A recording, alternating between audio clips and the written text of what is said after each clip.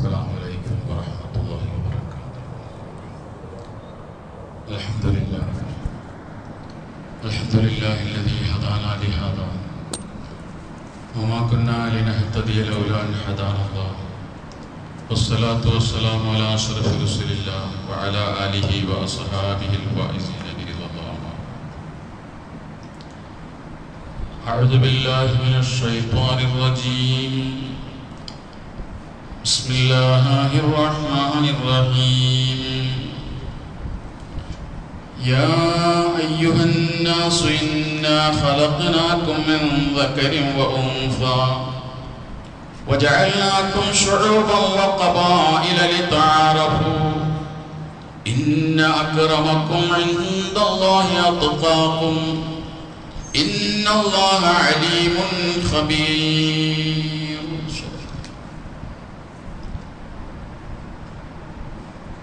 അല്ലാഹു സുബ്ഹാനഹു വ തആല നമ്മിൽ സംഭവിച്ച എല്ലാ ചെറുതും വലുതുമായ തെറ്റുകുറ്റങ്ങളും പുറത്തു മാപ്പാക്കി തരുമാറാകട്ടെ. ശിഷ്ടജീവിതത്തിൽ അള്ളാഹുവിനെ ഭയപ്പെട്ട് ജീവിക്കാനും അവസാനം മുഅ്മിനായി ജീവിക്കാനും അള്ളാഹു നമ്മെ അനുഗ്രഹിക്കുമാറാകട്ടെ. നമ്മയും നമ്മിൽ നിന്ന് മരണപ്പെട്ട നമ്മുടെ മാതാപിതാക്കൾ, ബന്ധുമിത്രാദികൾ എല്ലാവരെയും അള്ളാഹു അവൻ്റെ സ്വർഗീയ ആരാമത്തിൽ ഒന്നിപ്പിക്കുമാറാകട്ടെ. ഈ പരിശുദ്ധമായ അറഫാ ദിനത്തിന്റെ എല്ലാവിധ പുണ്യങ്ങളും അള്ളാഹു നമുക്ക് ഏവർക്കും നൽകുമാറാകട്ടെ. എല്ലാ ഹാജിമാരുടെയും ഹജ്ജ് അള്ളാഹു തആല പൂർണ്ണാർത്ഥത്തിൽ ഖബൂൽ ചെയ്യുമാറാകട്ടെ. ലോകത്ത് പ്രയാസപ്പെടുന്ന ഫലസ്തീനികളടക്കമുള്ള മുഴുവൻ മനുഷ്യർക്കും അള്ളാഹു സമാധാനവും ആശ്വാസവും പ്രദാനിക്കുമാറാകട്ടെ.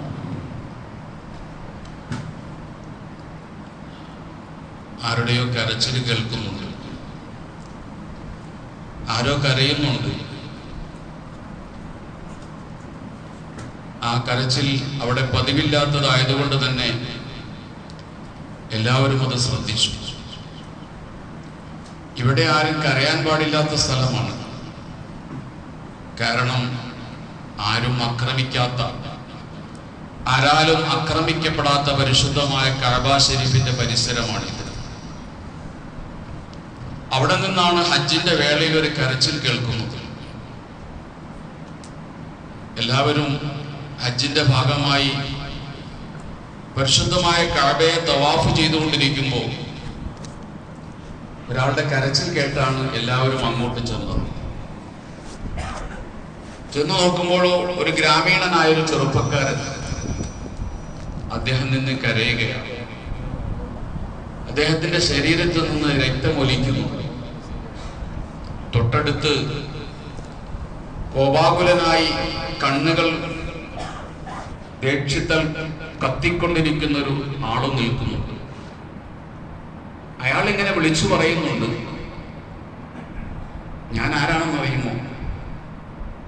ഞാൻ ഖസാനിലെ രാജാവാണ്. ഇവൻ ഈ നാട്ടിലെ സാധാരണ ചെറുപ്പക്കാരൻ, ഗ്രാമീണൻ, അറബി. അവനാണ് എന്റെ വസ്ത്രത്തിൽ ചവിട്ടിയത്. ഇവിടെ അല്ലായിരുന്നെങ്കിൽ ഞാൻ എന്നെ കൊന്നുകളയുമായിരുന്നു. ആളുകൾ ചോദിച്ചു, ആരാണ് താങ്കൾ? എന്താണ് സംഭവം? റോമാ സാമ്രാജ്യം തകർന്നപ്പോൾ റോമിന്റെ ഭരണത്തിന് കീഴിലുണ്ടായിരുന്ന ഒരു രാജ്യമാണ് ഖസാൻ. ആ രാജ്യം ഭരിച്ചിരുന്ന രാജാവായിരുന്നു ജബലത്ത് ഇബ്നു ഐഹം. റോമ പരാജയപ്പെട്ടപ്പോൾ ജബല മദീനയിലേക്ക് വന്ന് ഇസ്ലാം സ്വീകരിച്ചു. അവിടെ നിന്ന് ഹജ്ജിന്റെ സമയമായപ്പോൾ ഹജ്ജിന് വേണ്ടി വന്നതാണ് പരിശുദ്ധ മക്ക. അങ്ങനെ കഅബയ്ക്ക് ചുറ്റും ജബലത്ത് ഇബ്നു ഐഹം എന്ന ഖസാനിലെ രാജാവ് ഇഹ്റാമിന്റെ വേഷത്തിൽ തവാഫ് ചെയ്തുകൊണ്ടിരിക്കുമ്പോൾ അദ്ദേഹത്തിന്റെ വസ്ത്രത്തിൽ ഒരു ഗ്രാമീണൻ ചവിട്ടി. അറിയാതെ അബദ്ധത്തിൽ സംഭവിച്ചു പോയതാണ്. പക്ഷെ ജബലയ്ക്കത് സഹിച്ചില്ല. ജബല തിരിഞ്ഞു നിന്ന് അദ്ദേഹത്തോട്, ഖസാനിലെ രാജാവാണ് ഞാൻ, നിനക്കറിയുമോ? നീ എന്റെ വസ്ത്രത്തിൽ ചവിട്ടിയല്ലേ? ഒരടി കൊടുത്തു. അങ്ങനെയാണ് ആ ഗ്രാമീണന്റെ ശരീരത്തിൽ നിന്ന് രക്തമൊഴുകിയത്. വിവരമറിഞ്ഞ ഖലീഫ ഉമറുൽ ഖത്താബ് റളിയല്ലാഹു അൻഹു രണ്ടുപേരെയും വിളിപ്പിച്ചു. വിവരം അന്വേഷിച്ചു. ജബല ചെയ്തത് തീർത്തും തെറ്റാണെന്ന് ബോധ്യപ്പെട്ട ഖലീഫ ഉമർ ജബലത്ത് ഇബ്നു ഐഹം എന്ന് പറയുന്ന ഗസ്സാനിലെ രാജാവിനോട് പറഞ്ഞു, നിങ്ങൾ ചെയ്ത് തെറ്റാണ്, അതുകൊണ്ട് രണ്ടാലൊന്ന് ചെയ്യണം. ഒന്നിരിക്കൽ നിങ്ങൾ അടി കൊടുത്ത മനുഷ്യനെ കൊണ്ട് പൊരുത്തപ്പെടിപ്പിക്കും. അയാൾ നിങ്ങൾക്ക് പൊരുത്തപ്പെട്ട് തന്നാൽ പ്രശ്നമില്ല, ഇല്ലെങ്കിൽ നിങ്ങൾ പ്രതിക്രിയക്ക് വിധേയനാകണം. നിങ്ങൾ എങ്ങനെയാണോ അവനെ അടിച്ച് ചോര വരുത്തിയത്, അതുപോലെ എൻ്റെ മുന്നിൽ നിന്ന് നിങ്ങളെയും അടിച്ച് ചോര വീഴ്ത്തി. ജബല ഞെട്ടിപ്പോയി. ജബല ചോദിച്ചു, ഗസ്സാനിലെ രാജാവായ എന്നെ ഇവിടത്തെ ഈ സാധാരണ ഗ്രാമീണനായ ചക്കൻ അടിക്കുകയോ? അത് സംഭവിക്കാൻ പാടില്ല. ഞാൻ ഗസ്സാനിലെ രാജാവാണ്, ഇവൻ സാധാരണക്കാരനാണ്. ഉമറുൽ ഖത്താബ് റളിയല്ലാഹു അൻഹു പറഞ്ഞു, അതൊന്നും ഇവിടെ പറയേണ്ട, എല്ലാവരും സമന്മാരാണ്. ഞാനും നീയും തുല്യനാണ്, ഞാനും ആ നിൽക്കുന്ന ഗ്രാമീണനും തുല്യനാണ്. ഈ സമത്വത്തിന്റെ സന്ദേശമാണ് പരിശുദ്ധ ഇസ്ലാം പഠിപ്പിച്ചിട്ടുള്ളത്. അതുകൊണ്ട് രണ്ടാളൊന്ന് ചെയ്തേ പറ്റും, അല്ലെങ്കിൽ നിന്നെ ഞാൻ വിടില്ല. അപ്പോൾ ജബലത്ത് ഇബ്നു ഐഹം പറഞ്ഞു, സത്യത്തിൽ ഞാൻ ഇസ്ലാം സ്വീകരിച്ചത് എന്നെപ്പോലുള്ള വലിയ വലിയ ആളുകൾ ഇസ്ലാം സ്വീകരിക്കുമ്പോൾ കുറച്ചുകൂടി പ്രതാപം അധികരിക്കുമെന്ന് വിചാരിച്ചിട്ടാണ്. ഇപ്പോൾ ഈ ഗ്രാമീണ ചെക്കനേക്കാൾ എന്നെ താഴെയായിട്ടാണ് നിങ്ങൾ കാണുന്നത്. അതുകൊണ്ടാണല്ലോ അവന്റെ അടി കൊള്ളണമെന്ന് നിങ്ങൾ പറയുന്നത്. ഉമർ ഇബ്നു ഖത്താബ് റളിയല്ലാഹു അൻഹു ഇസ്ലാമിന്റെ സമത്വവും സാഹോദര്യവും മാനവികതയും ജബലത്ത് ഇബ്നു ഐഹമിന്റെ മുന്നിൽ വിശദീകരിച്ചു കൊടുത്തു. ഇസ്ലാം ഇങ്ങനെയാണ്. ഇവിടെ രാജാവ് പ്രജ എന്നൊരു വ്യത്യാസമില്ല, ഇവിടെ പണക്കാരനും പണിക്കാരനും വ്യത്യാസമില്ല. എല്ലാ മനുഷ്യരെയും തുല്യമായി കാണുന്ന സമത്വത്തിന്റെ സാഹോദര്യത്തിന്റെ ആദർശമാണ് പരിശുദ്ധ ഇസ്ലാം. അപ്പോൾ ജബലത്ത് ഇബ്നു ഐഹം പറഞ്ഞു, എന്നാൽ എനിക്ക് ആലോചിക്കാൻ ഒരു ദിവസം തരണം. ആ ഒരു ദിവസം ഉമറിന്റെ അടുക്കൽ നിന്ന് വാങ്ങിയ മനുഷ്യൻ ഉമർ അറിയാതെ നാട് വിട്ടു, മുർത്തത്തായി. വേണ്ട വിധം ഇസ്ലാം മനസ്സിലേക്ക് ഹൃദയത്തിലേക്ക് ആഴ്ന്നിറങ്ങാത്ത ആളായിരുന്നു ജബലത്ത് ഇബ്നു ഐഹം. അതുകൊണ്ടാണ് പരിശുദ്ധ കഅബയുടെ പരിസരത്ത് തന്റെ പിന്നിൽ തവാഫ് ചെയ്തു വന്ന ഒരു ഗ്രാമീണൻ അറിയാതെ അദ്ദേഹത്തിന്റെ കാലൊന്ന് ഈ ജബലയുടെ വസ്ത്രത്തിൽ ചവിട്ടിയപ്പോൾ അത് ക്ഷമിക്കാനും സഹിക്കാനും പൊറുക്കാനും കഴിയാതെ ആ മത്താഫിൽ വെച്ചുകൊണ്ട് ക്രൂരമായി അദ്ദേഹത്തെ മർദ്ദിക്കാനും ചോര വരുത്താനും ശ്രമിക്കുകയും അത് തെറ്റാണെന്ന് നാട് ഭരിക്കുന്ന ഭരണാധികാരി ബോധ്യപ്പെടുത്തിയപ്പോൾ അത് ഉൾക്കൊള്ളാനും അംഗീകരിക്കാനും തയ്യാറാകാതെ ഞാൻ രാജാവാണെന്നും അവൻ ഗ്രാമീണനാണെന്നും പറഞ്ഞുകൊണ്ട് തന്റെ ഔന്നത്യം ഖലീഫയുടെ മുന്നിൽ പോലും പ്രകടിപ്പിക്കാൻ തയ്യാറായത് ഇസ്ലാം വേണ്ട വിധത്തിൽ ഉള്ളിലേക്ക് പ്രവേശിക്കാത്തത് കൊണ്ടായിരുന്നു. ഇസ്ലാമിന്റെ സാഹോദര്യത്തെക്കുറിച്ചും മാനവികതയെക്കുറിച്ചും വേണ്ട രീതിയിൽ അറിവ് ലഭിക്കാത്തത് കൊണ്ടായിരുന്നു. പരിശുദ്ധമായ ദീനുൽ ഇസ്ലാം മാനവികതയുടെ, സാഹോദര്യത്തിന്റെ, സമത്വത്തിന്റെ മതമാണ്. മാൽക്കം എക്സ് എന്ന് പറയുന്ന അമേരിക്കക്കാരൻ 1925 ജനിച്ച് 1965 ന്യൂയോർക്കിൽ വെച്ച് കൊല്ലപ്പെട്ട മാൽക്കം എക്സ് അമേരിക്കയിലെ വലിയൊരു സാമൂഹിക പ്രവർത്തകനായിരുന്നു. കറുത്ത വർഗക്കാരനായിരുന്നു അദ്ദേഹം. കറുകറുത്ത നിറവുമായി ജനിച്ചു വീണ മാൽക്കം എക്സ് അദ്ദേഹം മുസ്ലിമായിരുന്നു. തന്റെ തൊലി കറുത്തുപോയി എന്നതിന്റെ പേരിൽ ആധുനിക അമേരിക്കയിൽ നിന്നും അതിശക്തമായ ക്രൂരമായ പീഡനങ്ങൾ ഏറ്റുവാങ്ങേണ്ടി വന്ന മനുഷ്യനാണ് മാൽക്കം എക്സ്. താൻ ഏറ്റുവാങ്ങിയ പീഡനങ്ങൾ അതിന് വെള്ളക്കാർക്ക് മറുപടി കൊടുക്കാൻ വേണ്ടി അദ്ദേഹം കറുത്ത വർഗക്കാരെ സംഘടിപ്പിച്ചു. കറുത്ത വർഗക്കാരെ സംഘടിപ്പിച്ചുകൊണ്ട് വെള്ളക്കാർക്കെതിരെ അവരെ തിരിച്ചുവിടാൻ വേണ്ടി തന്റെ ജീവിതം മാറ്റിവെച്ച മാൽക്കം എക്സ് അദ്ദേഹം പറയുന്നുണ്ട്, വെള്ളക്കാരെ പിശാചുകളായിട്ടാണ് ഞാൻ കണ്ടിരുന്നത്. ഇത്ര വൃത്തികെട്ടവരായിരുന്ന വെള്ളക്കാർ കറുത്ത വർഗത്തോട് കാണിച്ച അനീതിയുടെ അക്രമത്തിന്റെ പേരിൽ ഞാൻ അവരെ പിശാചുകളായി കണ്ടു. എനിക്കൊരു വെള്ളക്കാരനെ കാണുന്നത് ഇഷ്ടമായിരുന്നില്ല. പക്ഷെ ഞാൻ ഹജ്ജിന് പോകാൻ വേണ്ടി തീരുമാനിച്ചു. ഞാൻ പരിശുദ്ധമായ ഹജ്ജ് കർമ്മം നിർവഹിച്ച് അറഫ വേളയിൽ അറഫ മൈതാനിയിൽ ഇങ്ങനെ ഇരിക്കുമ്പോൾ എൻ്റെ അടുക്കൽ ചില ആളുകൾ വന്നിട്ട് ചോദിച്ചു, മാൽക്കം എക്സ്, ഹജ്ജിനെ കുറിച്ച് നിങ്ങൾ എന്തു പറയുന്നു? അദ്ദേഹം പറഞ്ഞു, ഹജ്ജ് കൊള്ളാം, ഹജ്ജ് വളരെ നല്ലൊരു ഇബാദത്താണ്. വീണ്ടും ചോദിച്ചു, ഈ ഹജ്ജിൽ നിങ്ങളെ ഏറ്റവും ആകർഷിപ്പിച്ച കാര്യം എന്താണ്? നിങ്ങൾക്ക് ഏറ്റവും ആകർഷണീയമായി തോന്നിയത് എന്താണ് ഹജ്ജിൽ? അദ്ദേഹം പറഞ്ഞു, സാഹോദര്യമാണ്. എല്ലാവരും ഒരുമിച്ച് നിൽക്കുന്ന ഈ സാഹോദര്യം, കറുത്തവനും വെളുത്തവനും, ഭാഷദേശ വ്യത്യാസങ്ങളില്ലാതെ, വർണ്ണ വ്യത്യാസങ്ങളില്ലാതെ ഈ അറഫ മൈതാനിയിൽ ഇങ്ങനെ എല്ലാ മനുഷ്യരും ഒരുമിച്ച് നിൽക്കുന്നത് കണ്ടപ്പോൾ എനിക്ക് തോന്നുന്നത് ഹജ്ജിൽ ഏറ്റവും ആകർഷണീയമായ ഭാഗം ഹജ്ജിന്റെ സാഹോദര്യമാണ്. പിന്നീട് അദ്ദേഹം തന്റെ ധാരണകളെ തിരുത്തിയെന്നാണ്. അറഫയിൽ വെച്ചുകൊണ്ട് അദ്ദേഹം തന്റെ ബന്ധപ്പെട്ടവർക്ക് അദ്ദേഹം കത്തുകൾ എഴുതുന്നുണ്ട്. നിങ്ങൾ വെള്ളക്കാരെ വെറുക്കരുത്. മനുഷ്യന്റെ വർണ്ണം നോക്കിയല്ല മനുഷ്യന്റെ മനസ്സിനെ മനസ്സിലാക്കേണ്ടത്. കറുത്തവന്റെ മനസ്സിലും നന്മയുണ്ടാകാം, വെളുത്തവന്റെ മനസ്സിലും നന്മയുണ്ടാകാമെന്ന് തന്റെ സുഹൃത്തുക്കൾക്ക് കത്തെഴുതുകയുണ്ടായി മാൽക്കം എക്സ്. എന്റെ പ്രിയപ്പെട്ട സഹോദരങ്ങളെ, ഈ വർഷത്തെ പരിശുദ്ധമായ ഹജ്ജ് കർമ്മം അതിന്റെ പരിസമാപ്തിയിലേക്ക് നീങ്ങിക്കൊണ്ടിരിക്കുകയാണ്. ഇന്നലെ 25 ലക്ഷം ഹാജിമാര് പുണ്യമായ അറഫ മൈതാനിയെ പാൽക്കടലാക്കി മാറ്റിക്കൊണ്ട് അവിടെ സമയം ചെലവഴിച്ചു, അസ്തമയം വരെ. എന്തൊരു മനോഹരമായ കാഴ്ചയായിരുന്നു. അവിടെ വെച്ചുകൊണ്ട് ആ പള്ളിയിൽ ഡോക്ടർ സാലിഹ് ബിൻ അബ്ദുല്ല നടത്തിയ പ്രോട്ടോജലമായ ഒരു പ്രഭാഷണമുണ്ട്. ആ പ്രഭാഷണാനന്തരമാണ് അറഫയിലുള്ള നൃത്തം ഹാജിമാര് തുടങ്ങിയത്. ഇന്നലെ രാത്രി അവർ മുസ്ദലിഫയിലെത്തി. മുസ്ദലിഫയിൽ അവർ രാത്രി താമസിച്ചു. ഇന്ന് രാവിലെയോടുകൂടി ജംറത്തുൽ അഖബയിലേക്ക് കല്ലെറിയാൻ വേണ്ടി പോയി. കല്ലേറ് പൂർത്തീകരിച്ച് മുടി കളഞ്ഞ് പരിശുദ്ധമായ മക്കയിൽ പോയി തവാഫ് കൂടി നിർവഹിച്ച് ഇന്നത്തോടുകൂടി ഹജ്ജിൽ നിന്നും അവർ അർദ്ധവിരാമം കുറിക്കുകയാണ്. ഇനിയുള്ള ഏതാനും ദിവസങ്ങൾ, 2-3 ദിവസങ്ങൾ ജംറകളിൽ എറിയുക എന്നുള്ളൊരു ചടങ്ങ് കൂടി പൂർത്തീകരിച്ചാൽ അൽഹംദുലില്ലാഹ് ഈ വർഷത്തെ ഹജ്ജ് കർമ്മത്തിന് പരിസമാപ്തിയാകും. ഇതുവരെ പ്രശ്നങ്ങളില്ലാതെ, പ്രയാസങ്ങളില്ലാതെ, അപകടങ്ങളില്ലാതെ സുരക്ഷിതമായി അവർക്ക് ഹജ്ജ് നിർവഹിക്കാൻ കഴിഞ്ഞു. അല്ലാഹു തആല ഇനിയും അവരെ എല്ലാവിധ പ്രശ്നങ്ങളെ തൊട്ടും കാത്തുരക്ഷിക്കുമാറാകട്ടെ. സൗദി ഗവൺമെന്റ് അവരെ കൊണ്ട് കഴിയുന്നത്ര എല്ലാവിധ സൗകര്യങ്ങളും ഹാജിമാർക്ക് വേണ്ടി ഒരുക്കി കൊടുത്തു. അല്ലാഹു നമ്മുടെ ഹാജിമാരെ സുരക്ഷിതരായി അവരുടെ വീടുകളിലേക്ക്, അവരുടെ നാടുകളിലേക്ക് എത്തിക്കുമാറാകട്ടെ. ശിഷ്ടകാല ജീവിതം തഖ്വയിൽ ചെലവഴിക്കാൻ അല്ലാഹു അവരെ അനുഗ്രഹിക്കുമാറാകട്ടെ. ഇന്നലെ നടന്ന ഹജ്ജത്തുൽ വദായിലെ പ്രഭാഷണം സത്യത്തിൽ മറ്റൊരു പ്രഭാഷണത്തിന്റെ തുടർച്ച. ചരിത്രത്തിൽ ആദ്യമായി അറഫയിൽ നിന്നുകൊണ്ട് ഒരു പ്രഭാഷണം നടത്തിയ ആള് സയ്യിദുനാ റസൂലുള്ളാഹി സ്വല്ലല്ലാഹു അലൈഹി വസല്ലമയാണ്.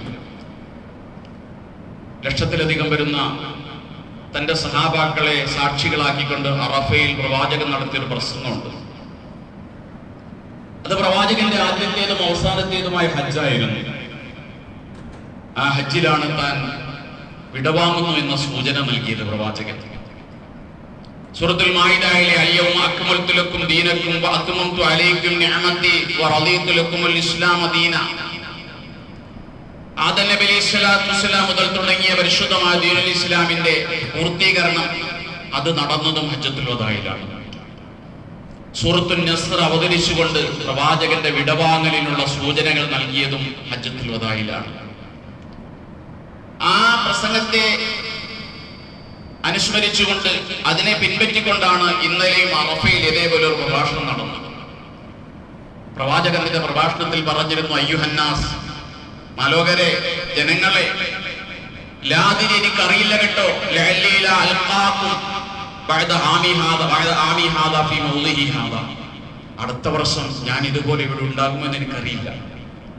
അതുകൊണ്ട് നിങ്ങൾ ഹജ്ജ് എന്നിൽ നിന്നും നന്നായി കണ്ടുപഠിക്കുക, നിങ്ങളത് കേട്ടുപഠിക്കുക.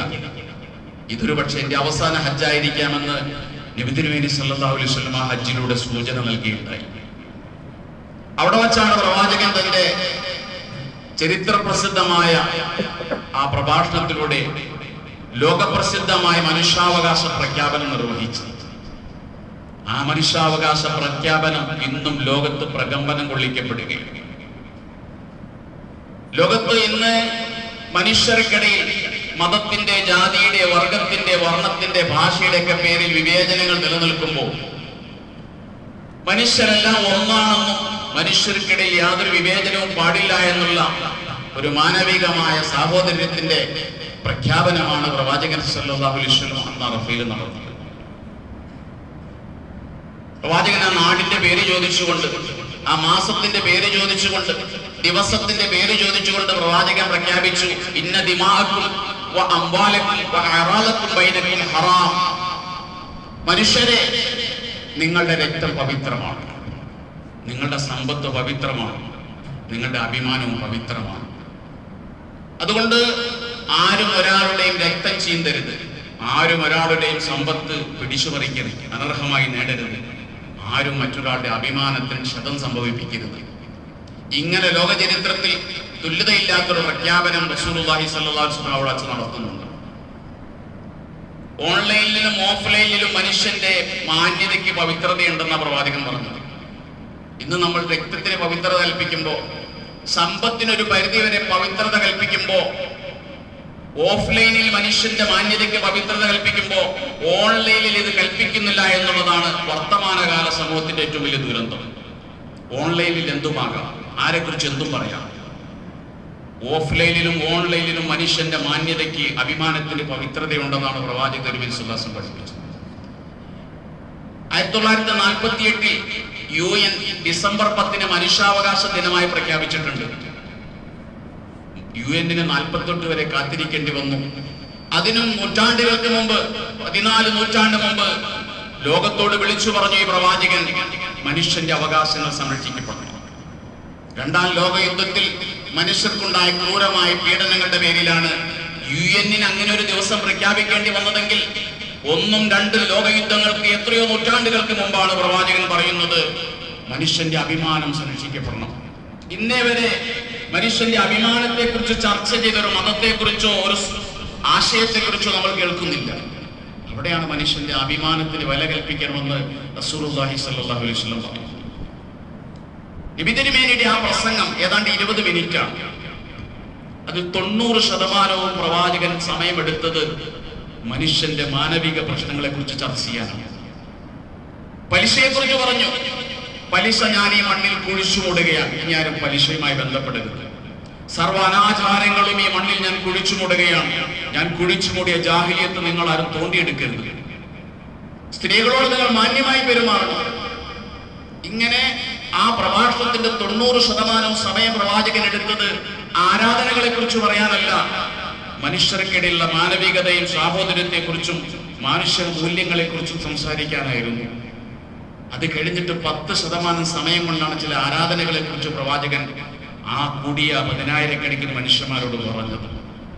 പ്രവാചകൻ ഊന്നി പറഞ്ഞൊരു കാര്യം ഏകമാനവികതയാണ്. അയ്യുഹന്നാസ് ഇന്ന റബ്ബക്കും വാഹിദ് വ ഇന്ന അബാക്കും വാഹിദ്. നിങ്ങളുടെ റബ്ബൊന്നോ നിങ്ങളുടെ പിതാവൊന്നോ. ഒരു റബ്ബിന്റെ അടിമകളാണ് നിങ്ങൾ, ഒരു പിതാവിന്റെ മക്കളാണ് നിങ്ങൾ. നിങ്ങൾക്കിടയിൽ ഒരു അനൈക്യവും പാടില്ല, ഒരു ഉച്ചനീചത്വങ്ങളും പാടില്ല. ആദമിന്റെ മക്കളാണ് നിങ്ങൾ. ആദമാണെങ്കിലോ മണ്ണിൽ നിന്ന് സൃഷ്ടിക്കപ്പെട്ടയാളാണ്. ആ നിലയ്ക്ക് നിങ്ങൾ സമന്മാരാണ്. ഈ സമത്വത്തിന്റെ സന്ദേശമാണ് റസൂലുള്ളാഹി സ്വല്ലല്ലാഹു അലൈഹി വസല്ലം തന്റെ പ്രസംഗത്തിലൂടെ, ഹജ്ജത്തുൽ വദാഇലെ പ്രസംഗത്തിലൂടെ ഊന്നി പറയാൻ വേണ്ടി ശ്രമിച്ചത്. വംശത്തിന്റെ, വർഗത്തിന്റെ, ഭാഷയുടെ, ദേശത്തിന്റെ ഒക്കെ പേരിൽ മനുഷ്യർക്കിടയിൽ ഉച്ചനീചത്വങ്ങൾ നിലനിൽക്കുന്ന ആധുനിക കാലഘട്ടത്തിൽ പ്രവാചകന്റെ പ്രസംഗം എത്ര പ്രസക്തമാണെന്ന് ആലോചിച്ചു. അതാണ് ചർച്ച ചെയ്യപ്പെടേണ്ടത്. പ്രത്യേകിച്ചും നാം ജീവിക്കുന്നത് ഇന്ത്യയിലാണ്. ഒരു ഇന്ത്യക്കാരനെ സംബന്ധിച്ചിടത്തോളം, ഒരു അമേരിക്കക്കാരനെ സംബന്ധിച്ചിടത്തോളം, ഒരു ദക്ഷിണാഫ്രിക്കക്കാരനെ സംബന്ധിച്ചിടത്തോളം പ്രവാചകന്റെ പ്രഭാഷണത്തിന്റെ സത്ത പെട്ടെന്ന് മനസ്സിലാക്കി. കാരണം ഒരേ മതത്തിൽപ്പെട്ട ആളുകൾക്കിടയിൽ ജാതീയതയുടെ വേരുകൾ, ജാതീയതയുടെ അതിർവരമ്പുകൾ നിലനിൽക്കുന്ന ഒരു രാജ്യമാണ് ഇന്ത്യ. 3800 ജാതികളും ഉപജാതികളും ഈ രാജ്യത്തുണ്ട്. ഒരേ മതത്തിലാണ് ഈ ജാതികളും ഉപജാതികളും. വംശത്തിന്റെ പേരിൽ, ജനിതകമായ പ്രത്യേകതകളുടെ പേരിൽ ഒരു കൂട്ടർ ഉന്നതരാണെന്നും മറ്റൊരു കൂട്ടർ അധമന്മാരാണെന്നും അധമന്മാരോട് തങ്ങൾക്ക് എന്തും ചെയ്യാമെന്നുള്ള വംശീയമായ കാഴ്ചപ്പാടുകൾ നമ്മുടെ രാജ്യത്ത് നിലനിൽക്കുകയാണ്. അതുകൊണ്ടാണല്ലോ മൃതദേഹങ്ങൾക്ക് പോലും വിവേചനം നേരിടേണ്ടി വരികയാണ്.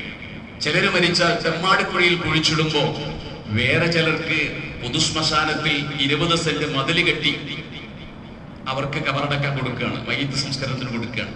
കണ്ടില്ലേ പാലക്കാട് നഗരസഭയിൽ NSSന് പൊതുശ്മശാനത്തിൽ 20 സെന്റ് മതിൽ കെട്ടി വേറെ, ബാക്കി ജാതികൾക്കെല്ലാം ഒന്ന്. മരിച്ചാൽ പോലും മനുഷ്യർക്കുള്ള വിവേചനം കാണുകയാണ്. അതുകൊണ്ടാണ് വേടൻ പാടുമ്പോൾ ചിലർക്ക് അലോസരമായി തോന്നുന്നത് വേടന്റെ പാട്ടുകൾ. ഈ ജാതീയത മറക്കാൻ അവർ ആഗ്രഹിക്കുന്നില്ല, അതവർക്ക് മറക്കാനും കഴിയില്ല. കാരണം ഇന്ത്യൻ ജാതീയത എന്ന് പറയുന്നത് അതിന് മതത്തെ അവർ കൂട്ടുപിടിക്കുന്നുണ്ട്, ദൈവത്തെ കൂട്ടുപിടിക്കുന്നുണ്ട്. മതവുമായി ബന്ധപ്പെട്ടതാണ്, അതിന്റെ വേരുകൾ വേദഗ്രന്ഥങ്ങളിലേക്കാണ്. അതുകൊണ്ട് തന്നെ ഈ വേർതിരിവുകൾ, ഈ ജാതീയമായ വംശീയമായ വേർതിരിവുകൾ നമ്മുടെ രാജ്യത്ത് ഇല്ലാതാക്കുക എന്നുള്ളത് സാധിക്കാത്തൊരു കാര്യവുമാണ്. അതുകൊണ്ടാണ് ജാതി സംവരണം വേണമെന്ന് പറയുമ്പോൾ NSS ഹാലിളകുന്നത്. എന്താണ് NSS നഷ്ടം? ജാതി സംവരണം നടത്തിയ ജാതീയത മറക്കാനും ജാതീയത ഇല്ലാതാക്കാനും ഈ ബ്രാഹ്മണിസം ഇവരൊരിക്കലും ആഗ്രഹിക്കുന്നില്ല. അവിടെയാണ് നബി തിരുമേനിയുടെ പ്രഖ്യാപനം, ഇല്ല, മനുഷ്യരെല്ലാം തുല്യരാണ്, നിങ്ങൾക്കിടയിൽ ഒരു വേർതിരിവും പാടില്ല എന്ന് പ്രവാചകൻ സല്ലല്ലാഹു അലൈഹി വസല്ലം പഠിപ്പിക്കുകയാണ്. ഈ ഐക്യത്തിന്റെ, ഈ ഒത്തൊരുമയുടെ, ഈ മാനവികതയുടെ ഭാഷയാണ് പ്രവാചകൻ തന്റെ ഹജ്ജത്തുൽ വദാഇലെ പ്രസംഗത്തിൽ ഉടനീളം പറഞ്ഞു വെച്ചത്. എല്ലാവിധ വംശീയതയും എതിരാണ് ഇസ്ലാം, അതിന് ഇസ്ലാം എതിരാണ്. വംശീയതയുടെ ഉൽപ്പന്നങ്ങളാണ് ഫാസിസം, വംശീയതയുടെ ഉൽപ്പന്നമാണ് നാസിസം, വംശീയതയുടെ ഉൽപ്പന്നമാണ് സാഡിസം. ഇത് മൂന്നും വംശീയതയിൽ ഉണ്ടായതാണ്. അതാണ് ഇസ്രായേലിൽ കാണുന്നത്, അതാണ് ജർമ്മനിയിൽ കണ്ടത്. ആര്യന്മാരും അനാര്യന്മാരും തമ്മിൽ, ഇന്ത്യയിലെ മേൽജാതികളും താഴ്ജാതികളും തമ്മിൽ, അമേരിക്കയിലെ വെളുത്തവനും കറുത്തവനും തമ്മിൽ, ദക്ഷിണാഫ്രിക്കയിലെ വെളുത്തവനും കറുത്തവനും തമ്മിൽ ഇന്നും നിലനിൽക്കുന്ന ഈ അനൈക്യം, ഈ ജാതീയമായ വംശീയമായ വേർതിരിവുകൾ, ഇതെല്ലാം പരിശുദ്ധ ഇസ്ലാം ഇതിനെല്ലാം എതിരാണ്. ഇസ്ലാം പറഞ്ഞത് നിങ്ങളുടെയൊക്കെ റബ്ബൊന്നാണ്, നിങ്ങളുടെയൊക്കെ വാപ്പയും ഒന്നാണ്. അറബിക്ക് അനറബിയേക്കാൾ ശ്രേഷ്ഠതയില്ല, വെളുത്തവന് കറുത്തവനേക്കാൾ ശ്രേഷ്ഠതയില്ല. ഇത് വെറുതെ പറയുകയായിരുന്നില്ല നബി ചെയ്തത്. തന്റെ 23 വർഷക്കാലത്തെ ജീവിതത്തിലൂടെ ഇത് പ്രാവർത്തികമാക്കി കാണിച്ചു കൊടുത്തു. കറുകറുത്ത ബിലാലിനെയും അടിമയായ അമ്മാറിനെയും റോമക്കാരനായ സുഹൈബിനെയും പേർഷ്യക്കാരനായ സൽമാനിനെയും യബനിയായ ജരീറിനെയും ഒരേ സഫിൽ അണിനിരത്തി റസൂലുള്ളാഹി സ്വല്ലല്ലാഹു അലൈഹി വസല്ലം. അവരുടെ കൂട്ടത്തിലാണ് ഖുറൈശി പ്രമാണിയായ സയ്യിദായ അബൂബക്കറും നിന്നത്. അബൂബക്കറിന്റെ തൊട്ടടുത്ത് കറുകറുത്ത ബിലാൽ നിന്നു, അതിന് തൊട്ടിപ്പുറത്ത് അടിമയായ അമ്മാർ നിന്നു, അതിന് തൊട്ടിപ്പുറത്ത് റോമക്കാരനായ സുഹൈബ് നിന്നു, തൊട്ടിപ്പുറത്ത് പേർഷ്യക്കാരനായ സൽമാനെ നിർത്തി, തൊട്ടപ്പുറത്ത് യമനിയായ ജരീറിനെ നിർത്തി ഒരു സഫായി നിസ്കരിച്ചു മദീന പള്ളിയിൽ. ആർക്കും ആരുടെ അയിത്തം തോന്നിയില്ല. ഈ സർവ്വസാഹോദര്യം, സർവദേശീയ സാഹോദര്യം, സർവ്വലോക സാഹോദര്യം പ്രവാചകൻ തന്റെ 23 വർഷക്കാലം കൊണ്ട് പഠിപ്പിച്ചു കൊടുത്തു. ഉമയ്യത്തിന്റെ 12 അടിമകളിൽ ഒരാൾ മാത്രമായിരുന്നു ബിലാൽ. അടിമയായി ജനിച്ചവൻ, റബാഹിന്റെ മകൻ, ഒരു യോഗ്യതയുള്ളൂ, ഉമയ്യത്തിന്റെ അടിമ, വേറൊരു അഡ്രസ്സില്ല ബിലാലിന്. ആ ബിലാലിന്റെ ചവിട്ടടി ശബ്ദം നബി തിരുമേനിയുടെ വീടിന്റെ പരിസരത്ത് ഒരു പാതിരാത്രി കേൾക്കുന്നുണ്ട്. പ്രവാചകൻ ചോദിച്ചു, ആരാണത്? ബിലാലിന് തന്റെ പേര് പറയാൻ പോലും കഴിയില്ല. കാരണം താൻ വന്നു നിൽക്കുന്നത് ഖുറൈശിയായ വെളുവെളുത്ത മുഹമ്മദിന്റെ അടുക്കലാണ്. പ്രവാചകൻ ഇറങ്ങി വന്നു, കണ്ടപ്പോൾ ബിലാലാണ്. ബിലാലിന് കാര്യമായ വസ്ത്രങ്ങളൊന്നുമില്ല, ഒട്ടകത്തിന്റെ മൂത്രം മണക്കുന്നുണ്ട് ബിലാലിനെ. പക്ഷേ സയ്യിദുനാ റസൂലുള്ളാഹി സ്വല്ലല്ലാഹു അലൈഹി വസല്ലം കെട്ടിപ്പിടിച്ചു, ആലിംഗനം ചെയ്തു. ബിലാൽ പറയുന്നുണ്ട്, എന്റെ ജീവിതത്തിൽ ഇതുപോലൊരു അവസരം ഉണ്ടായിട്ടില്ല. എന്റെ കറുകറുത്ത ശരീരത്തിലേക്ക് ആ ചുവന്നു തുടുത്ത ശരീരം ഇങ്ങനെ ആഞ്ഞു പിടിച്ചപ്പോ എന്റെ ശരീരത്തിൽ നിന്ന് വമിക്കുന്ന ഒട്ടകത്തിന്റെ മൂത്രത്തിന്റെ മണമൊന്നും ആ പ്രവാചകന് ഒരു മോശമായി തോന്നിയില്ല. അദ്ദേഹം ഇഷ്ടപ്പെടാതിരുന്നില്ല. എന്നെ അണഞ്ഞു പിടിച്ചിട്ട് ചോദിച്ചു, എന്തുണ്ട് വിശേഷം? ഈ ബിലാലിനെയാണ് പരിശുദ്ധമായ കഅബ ശരീഫിന്റെ ഉദ്ഘാടനത്തിന് വേണ്ടി മക്കം ഫതഹായ സമയത്ത് മുകളിലേക്ക് കയറ്റിവിട്ടത്. പ്രവാചകൻ തന്റെ കൈവച്ചു കൊടുത്തു. ബിലാലിന് കഅബയുടെ മുകളിൽ കയറാൻ ഉയരമുണ്ടായിരുന്നില്ല. കഅബയുടെ ഭിത്തിയോട് ചേർത്ത് പ്രവാചകൻ തന്റെ വലത് കൈ വെച്ചിട്ട് പറഞ്ഞു, ബിലാലെ, ഒരു കാലെടുത്ത് ഇവിടെ വെക്കണം. ഒരു കാലെടുത്ത് ബിലാൽ പ്രവാചകന്റെ കയ്യിൽ വെച്ചു. അടുത്ത കാല് കഅബയുടെ മുകളിൽ വെച്ച് കയറി നിന്നിട്ട് അല്ലാഹു അക്ബർ, അല്ലാഹു അക്ബർ, ലോക ചരിത്രത്തിലെ ആദ്യത്തെ മുദ്രാവാക്യം അതവിടെ മുഴങ്ങി. ഞാനൊന്ന് ചോദിക്കട്ടെ, നിങ്ങൾക്ക് സങ്കല്പിക്കാൻ കഴിയുമോ ചെങ്കോട്ടയുടെ മുകളിൽ കയറി നിന്ന് ഒരു ആദിവാസി, ഒരു ദളിതനോ പ്രസംഗിക്കുന്ന ഒരു രംഗം? സങ്കല്പിക്കാൻ കഴിയുമോ? രാജ്യത്ത് ഒരു ദളിതൻ, ഒരു ആദിവാസി ചെങ്കോട്ടയുടെ മുകളിൽ കയറി സ്വാതന്ത്ര്യ ദിനത്തിൽ പ്രസംഗിക്കുന്നു? സങ്കല്പിക്കാൻ കഴിയുമോ? അവിടെയാണ് നബി തിരുമേനി കേവലം ഹജ്ജത്തുൽ വദാഇൽ പ്രസംഗിക്കുക മാത്രമല്ല ചെയ്തത്, 23 വർഷക്കാലം കൊണ്ട് മനുഷ്യർക്കിടയിലുള്ള സാഹോദര്യം എന്താണെന്ന് പഠിപ്പിച്ചു കൊടുത്തു. അബൂദർ എന്ന് പറയുന്നത് ഗിഫാർ ഗോത്രത്തിന്റെ നേതാവാണ്. ഗിഫാർ ഗോത്രം ഇസ്ലാമിലേക്ക് വന്നത് അബൂദർ മുഖേനയാണ്. ഈ അബൂദർ ഒരിക്കൽ ബിലാലിനെ വിളിക്കുന്നുണ്ട്, യബ്ന സൗദ, കർമ്മിയുടെ മകനെ എന്ന് വിളിക്കുന്നുണ്ട്. കർമ്മിയുടെ മകനെ. ബിലാൽ ചെന്ന് നബിയോട് പരാതി പറഞ്ഞ, നബി, അബൂദർ എന്നെ കർമ്മിയുടെ മോനെന്ന് വിളിച്ചു. അബൂദറിനെ വിളിപ്പിച്ചു റസൂലുള്ളാഹ്. എന്നിട്ട് പറഞ്ഞു, ഇന്ന കംറഹും ഫീക ജാഹിലിയ. അബൂദറെ, ഇപ്പോഴും നിന്റെ ജാഹിലിയത്ത് പോയിട്ടില്ലല്ലേ? ഇസ്ലാമായിട്ടും ജാഹിലിയത്ത് പോയിട്ടില്ലല്ലേ? നീ ആ സാധുവിനെ ഉമ്മയെ വിളിച്ച്, ഉമ്മയുടെ നിറം വിളിച്ച് ആക്ഷേപിച്ചില്ലേ? ഇത് കേൾക്കേണ്ട താമസം അബൂദർ ഗിഫാരി റളിയല്ലാഹു അൻഹു ബിലാലിനെ വിളിച്ചിട്ട് മണ്ണിൽ ഇങ്ങനെ കിടന്നിട്ട് പറഞ്ഞു, ബിലാൽ, എന്റെ വലത് കവളിൽ നിന്റെ കാലുകൊണ്ട് ചവിട്ടണം, എന്നാലും ഞാൻ ഈ മണ്ണിൽ നിന്ന് എഴുന്നേൽക്കും. ബിലാൽ അബൂദറിനെ കെട്ടിപ്പിടിച്ചിട്ട് പറഞ്ഞു, ഞാനത് പൊരുത്തപ്പെട്ടു, ഞാനത് ചെയ്യില്ല. അങ്ങയുടെ കവളിൽ ഞാനെങ്ങനെ എന്റെ കാലുകൊണ്ട് ചവിട്ടും? ഈ സാഹോദര്യം കേവലം പ്രഭാഷണമായിരുന്നില്ല, തന്റെ ജീവിതത്തിലൂടെ മാലോകരെ പഠിപ്പിച്ചു കൊടുത്തിട്ടാണ് അള്ളാഹുവിന്റെ റസൂൽ അവസാനമായി പ്രഭാഷണം നടത്തുന്നത്. നിങ്ങൾക്ക് കഴിയുമോ ഇങ്ങനൊരു അവസ്ഥ ഇന്ത്യയിലെ ജാതികൾക്കിടയിൽ, അമേരിക്കയിലെ കറുത്ത വെളുത്തവർക്കാരുടെയിൽ, ദക്ഷിണാഫ്രിക്കയിൽ 14% വെളുത്ത വർഗ്ഗക്കാർ, ബാക്കി മുഴുവനും കറുത്ത വർഗ്ഗക്കാരാണ്.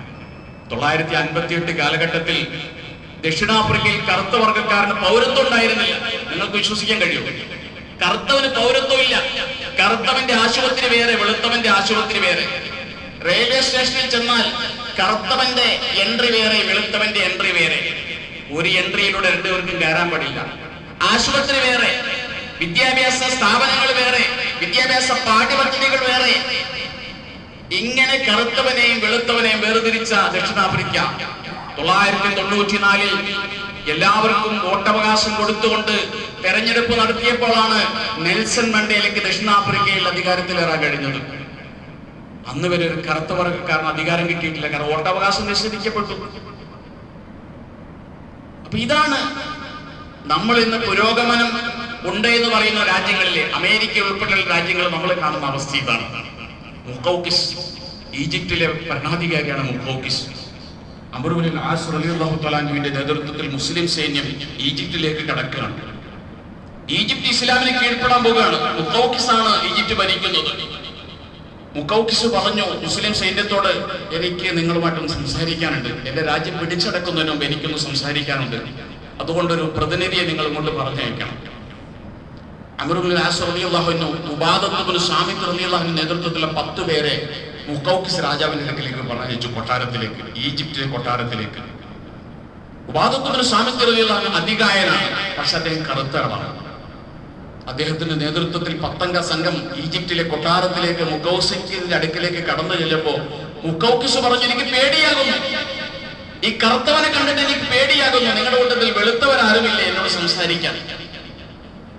ഉബാദത്ത് ഇബ്നു സാമിത്തിനെ കണ്ട മുഖൌക്കിസ് പറഞ്ഞു, കൂടെയുള്ള 9 പേരും പറഞ്ഞു, അദ്ദേഹം കറുത്തവനാണെങ്കിലും മനസ്സ് വെളുത്തവനാണ്, ഞങ്ങളുടെ കൂട്ടത്തിൽ ബുദ്ധിശാലിയാണ്, ഞങ്ങളുടെ കൂട്ടത്തിൽ അഭിപ്രായം പറയാൻ കഴിയുന്നയാളാണ്, അതുകൊണ്ട് നിങ്ങൾ അദ്ദേഹത്തിന് നിറം നോക്കേണ്ടതില്ല, അദ്ദേഹത്തെ തന്നെയാണ് അംർ ഇബ്നുൽ ആസ് നിയമിച്ചിട്ടുള്ളത് ഞങ്ങളുടെ നേതാവായിട്ട്. മുഖൌക്കിസ് ചോദിച്ചു, എനിക്ക് അത്ഭുതം തോന്നുന്നു, നിങ്ങളൊരു കറുത്തവനെ നേതാവാക്കുകയോ? ഞങ്ങൾക്ക് ചിന്തിക്കാൻ കഴിയില്ല. അവസാനം മുഖൌക്കിസ് പറഞ്ഞു, ഇയാളെ എന്റെ അടുക്കൽ വന്ന്, ഇയാൾ മാത്രമേ എന്റെ അടുക്കൽ വരാൻ പറ്റുമെങ്കിൽ, ഇയാളെ മാത്രമേ നിങ്ങൾ നേതാവായി അംഗീകരിക്കുമെങ്കിൽ അയാൾ വരട്ടെ. ഉബാദത്ത് ഇബ്നു സാമിത്ത് റളിയല്ലാഹു അൻഹു ഈജിപ്തിന്റെ ഭരണാധികാരി മുഖൌക്കിസിന്റെ അടുക്കലേക്ക് കടന്നു ചെന്നപ്പോ ഉബാദത്ത് ഇബ്നു സാമിത്തിനോട് മുഖൌക്കിസ് പറഞ്ഞു, ഒരുപാട് നേരം എന്റെ അടുത്ത് സംസാരിക്കരുത്, നിങ്ങൾ കറുത്തവനാണ്, ഒരുപാട് നേരം എന്റെ അടുക്കൽ നിന്ന് സംസാരിക്കരുത്. അപ്പോൾ ഉബാദത്ത് ഇബ്നു സാമിത്ത് റളിയല്ലാഹു അൻഹു പറഞ്ഞു, രാജാവേ, ഞങ്ങളുടെ സൈന്യത്തിൽ 1000 പേരുണ്ട് എന്നേക്കാൾ കറുത്ത, ഞാൻ അവരിൽ കറുപ്പ് കുറഞ്ഞയാളാണ്. ഈ വന്നിരിക്കുന്ന ഈജിപ്ത് പിടിച്ചടക്കാൻ വന്നിരിക്കുന്ന സൈന്യത്തിൽ എന്നേക്കാൾ കറുകറുത്ത 1000 പേരുണ്ട്. ഇതാണ് പരിശുദ്ധ ഇസ്ലാം. കറുപ്പിനെ വെറുത്തിരുന്ന ഒരു കാലഘട്ടത്തിൽ ആ കറുപ്പുള്ള ആളുകളെ നേതാക്കന്മാരായി നിശ്ചയിച്ചുകൊണ്ട് കറുപ്പും വെളുപ്പും സമമാണെന്നും ജാതീയതയില്ല എന്നും പരിശുദ്ധ ഇസ്ലാം പഠിപ്പിച്ചു. മാർട്ടിൻ ലൂത്തർ കിങ് എന്ന് പറയുന്ന അമേരിക്കയിലെ ഗാന്ധി എന്നറിയപ്പെടുന്ന മനുഷ്യൻ 965 ചെയ്യുന്ന ഒരു പ്രഭാഷണമുണ്ട്. അദ്ദേഹം പറയുന്നുണ്ട്, എനിക്കൊരു സ്വപ്നമുണ്ട്, എനിക്കൊരു സ്വപ്നമുണ്ട്. ആ സ്വപ്നം കറുത്തവനും വെളുത്തവനും അമേരിക്കയിൽ ഒരേ ചർച്ചിൽ പ്രാർത്ഥിക്കുന്ന ഒരവസ്ഥ എനിക്കൊന്ന് കാണണം. കറുത്തവനും വെളുത്തവനും ഓരോ ഹോട്ടലിൽ നിന്ന് ഭക്ഷണം കഴിക്കുന്ന കാഴ്ച എനിക്കൊന്ന് കാണണം. ഈ സ്വപ്നം കണ്ടിട്ടേ എനിക്ക് മരിക്കാൻ കഴിയുമെന്ന് മാർട്ടിൻ ലൂഥർ കിങ് പ്രസംഗിച്ചു 1965. പക്ഷെ മാറ്റം ഉണ്ടായിട്ടില്ല. അവിടെ തന്നെയാണ് കാഷ്യസ് ക്ലേ എന്ന് പറയുന്ന ബോക്സിംഗ് ചാമ്പ്യൻ 18ാമത്തെ വയസ്സിൽ ഒളിമ്പിക്സിൽ മെഡൽ വാങ്ങിയ കാഷ്യസ് ക്ലേ, അദ്ദേഹം ഒരിക്കൽ തന്റെ സുഹൃത്തുമായി ഇങ്ങനെ ബൈക്കിൽ സഞ്ചരിക്കുകയാണ്. മഴ ചാറിയപ്പോൾ ഒരു ഹോട്ടലിലേക്ക് കയറി. ഹോട്ടലിൽ കയറിയതല്ലേ, ഭക്ഷണം കഴിക്കാമെന്ന് വിചാരിച്ച് ഭക്ഷണം ഓർഡർ ചെയ്തു. ഒരു വനിലാശയും ബർഗറും ഓർഡർ ചെയ്തു. വെയിറ്റർ വന്നു. ഇവരുടെ നിറം കണ്ടപ്പോൾ പറഞ്ഞു, നീഗറുകൾക്ക് ഇവിടെ ഭക്ഷണം കൊടുക്കൂല. വെയിറ്ററാണ് പറഞ്ഞത്. അപ്പോൾ കാഷ്യസ് ക്ലേയുടെ കൂട്ടുകാരൻ കാഷ്യസ് ക്ലേ അണിഞ്ഞിരിക്കുന്ന ഒളിമ്പിക്സ് മെഡൽ, സ്വർണ്ണ മെഡൽ കാണിച്ചു കൊടുത്തിട്ട് പറഞ്ഞു, ഇത് ഒളിമ്പിക്സിൽ മെഡൽ വാങ്ങിയ കാഷ്യസ് ക്ലേ ആണിത്. ഇത് കാണിച്ചു കൊടുത്തിട്ട് പറഞ്ഞു. അപ്പോൾ വെയിറ്റർ പറഞ്ഞു, മാനേജറോട് ഓണറോട് സംസാരിക്കട്ടെ എന്ന് പറഞ്ഞു. മാനേജറോട് സംസാരിച്ചപ്പോൾ ഇവർ വിചാരിച്ചു ഭക്ഷണം തരുമായിരിക്കുന്നു. മാനേജർ പറഞ്ഞിട്ട് ഇറങ്ങിപ്പോകാൻ പറഞ്ഞു അവരോട് ഇവിടുന്ന്. കാഷ്യസ് ക്ലേയും അമേരിക്കയിൽ ഒളിമ്പിക്സ് മെഡൽ നേടിയ, അത് കഴുത്തിലണിഞ്ഞ നമ്മുടെ കാഷ്യസ് ക്ലേ നിറം കറുത്തുപോയി എന്നതിന്റെ പേരിൽ ആ ഹോട്ടലിൽ നിന്നും ഇറക്കി വിടേണ്ടി വന്നപ്പോൾ അദ്ദേഹം തീരുമാനിച്ചൊരു തീരുമാനമുണ്ട്. ഇനി ഈ രാജ്യത്ത് കറുത്തവനായിട്ട് ഈ അവഗണനയേറ്റ് ഇവിടെ ജീവിക്കാൻ കഴിയില്ല. ഓഹിയോ നദിയുടെ പാലത്തിൽ കയറി നിന്നിട്ട് തനിക്ക് കിട്ടിയ സ്വർണ്ണ മെഡൽ അതിലേക്ക് വലിച്ചെറിഞ്ഞു. ഇന്നും ആ ഓഹിയോ നദിയിൽ എവിടെയുണ്ട് കാഷ്യസ് ക്ലേയുടെ ആ മെഡൽ. എന്നിട്ട് അദ്ദേഹം അഷ്ഹദു അല്ലാ ഇലാഹ ഇല്ലല്ലാഹ് വ അഷ്ഹദു അന്ന മുഹമ്മദൻ റസൂലുള്ളാഹ് ഈ കലിമ ഏറ്റുപറഞ്ഞിട്ട് പരിശുദ്ധ ഇസ്ലാം സ്വീകരിച്ചു, മുഹമ്മദ് അലി എന്ന പേര് സ്വീകരിച്ചു. അദ്ദേഹം കേരളത്തിലും വന്നല്ലോ, കോഴിക്കോട് വന്നല്ലോ, അവിടെയും അദ്ദേഹം പറഞ്ഞല്ലോ ഈ സാഹോദര്യത്തെ കുറിച്ച്. അതുകൊണ്ട് സഹോദരങ്ങളെ, ഈ വർഷത്തെ പരിശുദ്ധമായ ഹജ്ജിന് പരിസമാപ്തിയാകുകയാണ്. ഇന്നലെ അതിന്റെ അറഫ സംഗമം, മനോഹരമായ ഒരു കാഴ്ച. രാജാവും പ്രജയും നമ്മുടെ നാട്ടിൽ നിന്ന് പോയ പലരും ഉണ്ട്, പല വിഭാഗക്കാരുണ്ട്, സമ്പത്തുള്ളവരും ഇല്ലാത്തവരൊക്കെ ഉണ്ട്. അവരെല്ലാം അണിനിരന്ന അറഫ മൈതാനി. സത്യത്തിൽ അതിന്റെ ലൈവ് കണ്ടാൽ നിങ്ങൾക്ക് മനസ്സിലാകും എന്താണ് അറഫ. പൊട്ടിക്കരയുകയാണ് മനുഷ്യർ. തുറന്ന ആകാശത്തിലേക്ക് നോക്കിക്കൊണ്ട് പൊട്ടിക്കരയുന്ന മനുഷ്യരെ അറഫയിൽ ഇന്നലെ പാപഭാരങ്ങൾ എല്ലാവരും ഇറക്കി വെച്ചു. അള്ളാഹു എല്ലാവർക്കും മഗ്ഫിറത്ത് കൊടുക്കുമാറാകട്ടെ. ഇന്ന് നമ്മുടെ ദുൽഹജ്ജ് 9, നമ്മൾ ഇവിടെ അറഫ നോമ്പുകാരാണ് പലരും. അള്ളാഹു നമ്മുടെ നോമ്പും കബൂൽ ചെയ്യുമാറാകട്ടെ. അതുകൊണ്ട് ഓരോ അറഫയും കഴിഞ്ഞു പോകുമ്പോൾ അറഫയുടെ സന്ദേശം നമ്മൾ ഉൾക്കൊള്ളണം. അറഫ നമ്മളോട് വിളിച്ചു പറഞ്ഞത് സഹോദര്യത്തിന്റെ, സമത്വത്തിന്റെ, മാനവികതയുടെ സന്ദേശമാണ്. നമ്മൾക്കിടയിലും അതുണ്ടാകണം. ഒരു ഉച്ചനീചത്വം പാടില്ല. ഖേദത്തോടെ പറയേണ്ടി വരുന്നത്, നമുക്കിടയിൽ ഇന്ന് ചെറിയ തോതിലെങ്കിലും ചില ഉച്ചനീചത്വങ്ങൾ നിലനിൽക്കുന്നു എന്നുള്ളതാണ്. സമ്പത്തുള്ളവനോ സമ്പത്തില്ലാത്തവനോട്, വലിയ കുടുംബക്കാരന് താഴ്ന്ന കുടുംബക്കാരനോട്, ചില തൊഴിൽ ചെയ്യുന്നവരോട് ചില തൊഴിൽ ചെയ്യുന്നവർക്ക് ഇത്തരത്തിലുള്ള അലർജി, ഒരുതരം വിരോധം, മാനസികമായ ശത്രുത നിലനിൽക്കുന്നു എന്നുള്ളത് ഖേദകരമാണ്. ഇതൊന്നും ഇസ്ലാമിലില്ല. ഇരിക്കുന്ന എല്ലാവരും മുസ്ലിം എന്ന നിലയ്ക്ക് തുല്യരാണ്. ഇല്ലാ ബി തഖ്വല്ലാഹ്. അള്ളാഹു നിങ്ങളെ ഇഷ്ടപ്പെടുന്നത് നിങ്ങളുടെ തഖ്വ നോക്കിയിട്ടാണ്. നിങ്ങളിൽ ആർക്ക് ഭക്തിയുണ്ടോ അവന്റെ നിറം പടച്ചോന് വിഷയമല്ല, അവന്റെ കുടുംബം അള്ളാഹ്ക്ക് വിഷയമല്ല, അവൻ കോടീശ്വരനാണോ പാവപ്പെട്ടവനാണോ പടച്ചോന് വിഷയമല്ല. ഇല്ലാ ബി തഖ്വല്ലാഹ്. നിങ്ങളുടെ മനസ്സ് നോക്കി തഖ്വ അളന്നിട്ടാണ് റബ്ബിന്റെ അടുക്കൽ നിങ്ങൾക്ക് സ്ഥാനം ഉണ്ടാവുക. അതുകൊണ്ട് ഉച്ചനീചത്വങ്ങളെല്ലാം അവസാനിപ്പിക്കുക, ഏകോദര സഹോദരങ്ങളായി ജീവിക്കുക. അള്ളാഹു അനുഗ്രഹിക്കുമാറാകട്ടെ. വാഖിറു ദഅ്വതി അൽഹംദുലില്ലാഹി റബ്ബിൽ ആലമീൻ.